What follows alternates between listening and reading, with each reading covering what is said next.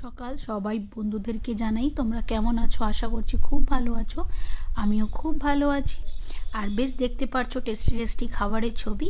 তো হ্যাঁ, এটা হচ্ছে 31শে ডিসেম্বরে, যেদিন পড়েছিল মঙ্গলবার।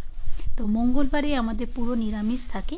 তো ভাবলাম যে কি করা যায়, তো ফটাফট ফ্রাইড রাইস আর পনির কালিয়া করে ফেললাম। তোমরা তো মাছের কালিয়া, অনেক রকমেরই কালিয়া শুনেছো, আমি ওটার মধ্যে একটু টুইস্ট দিয়ে দিলাম যে পনির কালিয়া করে ফেললাম। তো চলো দেখাই তোমাদেরকে। তো পেঁয়াজ টমেটো একটা পেস্ট করে নিলাম, দেন কড়াইয়ের মধ্যে তেল দিয়ে পনিরগুলোকে বেশ ভালো করে ভেজে নিলাম, একটু গোল্ডেন ব্রাউন হওয়া পর্যন্ত ভেজে নিয়ে এবার পনিরগুলোকে আমরা তুলে নেব। তার সাথে সাথে একটু পেঁয়াজ কুচিও রাখবো, যাতে পেঁয়াজটা একটু গোল্ডেন ব্রাউন হওয়া পর্যন্ত একটু ভালো করে ভেজে নেব।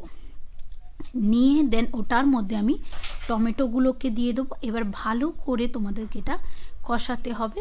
দেন দিয়ে রসুন আদা কাঁচা লঙ্কা বাটা, তোমরা আর যা যা বাটা দিতে চাও সেটা দিতে পারো, আমি রসুন আদা কাঁচা লঙ্কাই দিয়েছিলাম।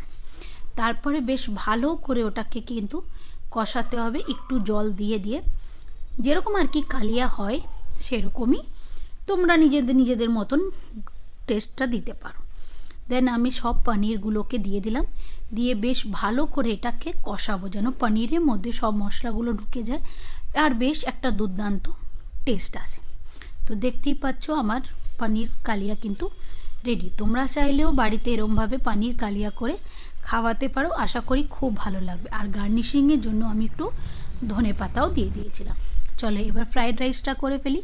হাঁড়িতে গরম জল দিয়ে এবার ওটার মধ্যে তেজপাতা, তোমার এলাচ লবঙ্গ দিয়ে আমি জলটা একটু ফুটিয়ে নিয়ে তার মধ্যে চালগুলো দিয়ে দিলাম।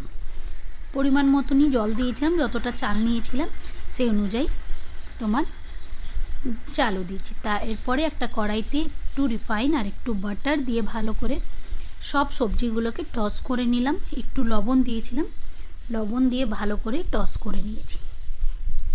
তোমাদের যদি ভিডিওটা খুব ভালো লেগে থাকে আর যদি পছন্দ হয়ে থাকে তাহলে লাইক শেয়ার সাবস্ক্রাইব করবে। আর প্লিজ আমাকে কমেন্ট সেকশানে জানাবে যে আমার ব্লগগুলো তোমাদের কেমন লাগছে আর কোথা থেকে দেখছো। আশা করছি তোমাদের খুব ভালো লাগবে। আজকের জন্য টাটা, দেখা।